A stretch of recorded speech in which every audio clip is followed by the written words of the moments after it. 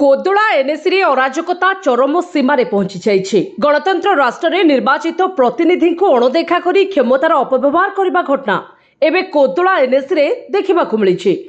आज पवित्र गांधी जयंती एवं सरकार को स्वच्छता ही सेवा कार्यक्रम समग्र भारत वर्ष में स्कूल कॉलेज ब्लॉक एनएसी समेत बहु जगार बेस धूमधाम पालन करा जाउछि। हेले जड़े काउंसिलर को निमंत्रण नथिबा नै चर्चा आलोचना आरंभ होइछि। जहाँ कहुछि विगत दिन में कोदोला एनएसी रे अध्यक्ष सूर्य नारायण नायक एवं कार्यनिर्वाही अधिकारी कृष्णचंद्र रथ एवं जेई दीपिका बेहेरा द्वारा होइथिबा महादुर्नीति पदारे पकाइबा सहित तदंत दाबी करिथिबा काउंसिलर भगवान पाढ़ी को निमंत्रण नथिबा जणा जाइछि।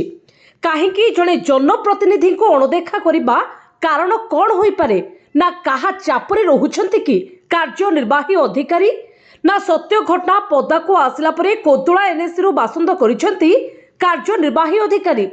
हेले सरकारी कार्यक्रम रे निर्वाचित प्रतिनिधि को अणदेखा करबा घटना को नै कोदोला अंचल रे विभिन्न महलरु निंदा करा जायछि। ब्यूरो रिपोर्ट जे न्यूज।